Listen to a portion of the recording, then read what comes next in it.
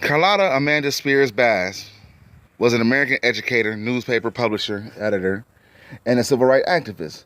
Bass was probably the first African American woman to own and operate her own newspaper in the United States. She published the California Eagle from 1912 until 1951.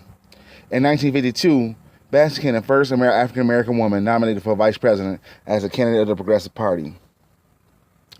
Bass was born in Sumter, South Carolina, February 14th, 1874, to Hiram and Kim Spears and Kate Spears. She's sixth of the 11th child. She moved to California for her health and ended up working at the California Eagle. In 1912, a new editor, Joseph Bass, joined the Eagle. Bass had been one of the founders of the Topeka Plain Dealer.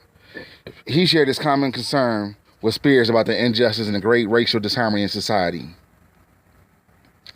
The Eagle had a large readership. By 1925, the Eagle employed a staff of 12 and published 20 pages a week.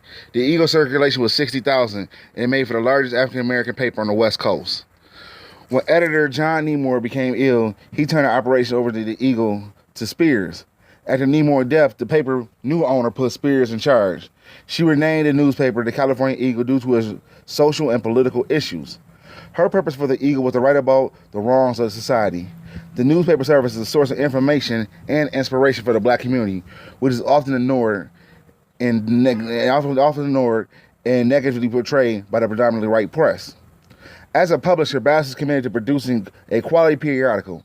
In her column On the Sidewalk, begun in 1927, she drew attention to unjust and social political conditions for all the Los Angeles minority communities and campaigned vigorously against them. Bass published the Eagle from 1912 to 1951. Bass and her husband combated such issues as the derogatory image in D.W. Griffin's film Birth of the Nation, Los Angeles discriminatory hiring practice, the revival of the Ku Klux Klan, and police brutality, and restrictive housing covenants.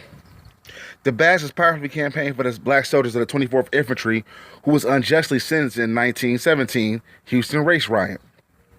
They also converted cases supporting the Scottsboro Nine, young men who had been framed and convicted of rape in Scottsboro, Alabama in 1931. In 1934, Joseph Bass died and Carlotta Bass continued to run the Eagle on her own. In 1940, the Bass paper pioneered multi-ethnic politics, advocating for Asian Americans and Mexican American civil rights. Bass retired from the newspaper in 1951. She later devoted herself to politics.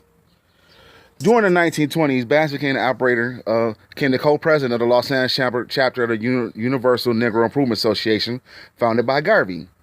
Bass formed a home protective agency association to defeat housing covenants in all-white neighborhood. She helped found an industrial business council, which fought discrimination in employment practice and encouraged black people to go into business. As she was the editor and publisher of the California Eagle, the oldest black newspaper on the West Coast, Bass fought against restricted covenants in housing and segregated schools in Los Angeles. She campaigned to end job discrimination at Los Angeles General Hospital and Los Angeles Rapid Transit Company and the Southern Telephone Company and the Boulder Canyon Project. During the Great Depression of the 1930s, she continued to encourage black businesses with a campaign known as Don't Buy Where You Can't Work. As a leader both of the NAACP and the UNIA, Bass spans the divide between integrationist and separatist black politics. She was the director of the youth movement of the NAACP. It has some 200 members, including actors and actresses such as Lena Horne, Hattie McDaniel, and Louis Beavers. In the 1940s, the Republican Party chose Bass as Western director for the Wendell Weeking presidential campaign. 3 years later, she became the first African-American grand jury member for Los Angeles County Court. Also in 1943, Bass led a group of black leaders on the office of the Los Angeles Mayor, Fletcher Burton office, and they demanded an expansion of the Mayor's Committee on American Unity, more press, more public mass meetings to promote interracial unity, and the end of discriminatory hiring practice of the privately owned Los Angeles Railway Company. The mayor listened, but agreed to do more than what his expanded his committee. Then later in the 1940s, Bass left the Republican Party to join the Progressive Party because she believed neither of the major parties were committed to civil rights. Bass in 1942 served as the national chairman of Sojourner Truth and Justice, an organization of black women set up to protest racial violence in the South. That year, she was nominated for president of the United States by the Progressive Party. vice president of the United States by the Progressive Party. Her running mate was the lawyer Vincent Halloran. Bass became the first African-American woman to run for vice president of the United States. Her platform called for civil rights, women's rights, and an end to the Korean War and peace with the Soviet Union. Bass' slogan during the vice president's campaign was, "Win or lose, we win by raising the issues." Bass worked on the issue and also attracted Lucia Monroe, who was an Afro-Chicano in politics in Los Angeles during the 1930s and 1950s. No record showed that the two women ever met, but in 1943, both served on the Sleepy Lagoon Defense Committee, a multiracial group that fought the release of several Chicanos convicted of murder by an all-white jury, making Bass and Monroe part of the same constellation of the struggle. Bass wrote her last column for the California Eagle on April 26, 1951, and sold the paper soon after. Considering the sums of her career, she was completing her autobiography 40 years later in 1960. Bass wrote, "It has been a good life that I had, though a very hard one, but I know the future will be even better.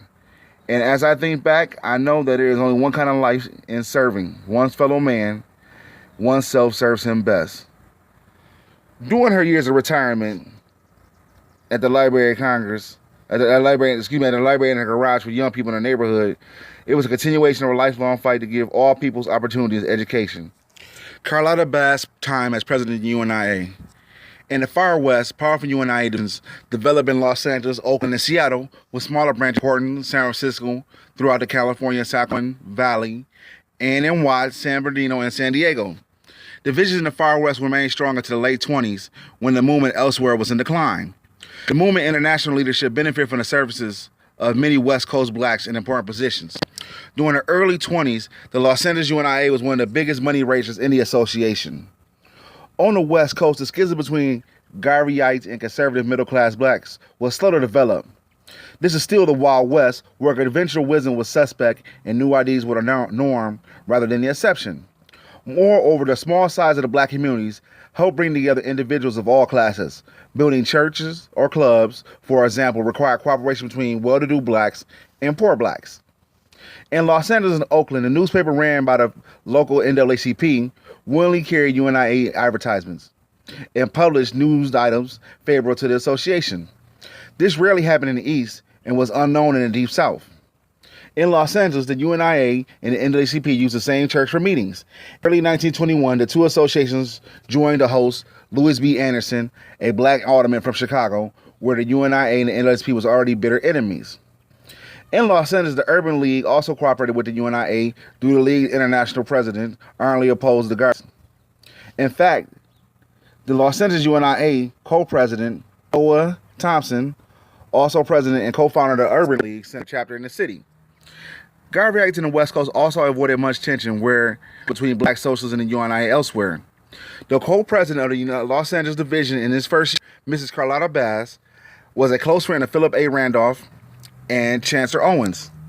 In California, she was considered the black woman second in stature only to Mrs. Garvey. As co-editor of the California Eagle, or widely circulated on the West Coast, she had keen to keep the vicious struggles on the East out of their area. When a national NAACP official denounced the UNIA in early 1921, Mrs. Bass called this wholly endowed creature to task for attempting to spread disunity at a time when the leaders of the two great organizations of the NAACP and the UNIA have very diplomatic and oratory allow such differences of opinion, which have been attained to lay dormant for the good of all that's concerned. And as the disunity became more pronounced later that year, Mrs. Bass wrote, "It is our plea that Negroes of the West will not suffer and become victims of the dreaded disease of prejudice against one another." The Honorable Charlotta Bass was also the founder of the Sojourners of Truth and Justice, which is a radical protest organization led by African-American women from 1951 to 1952.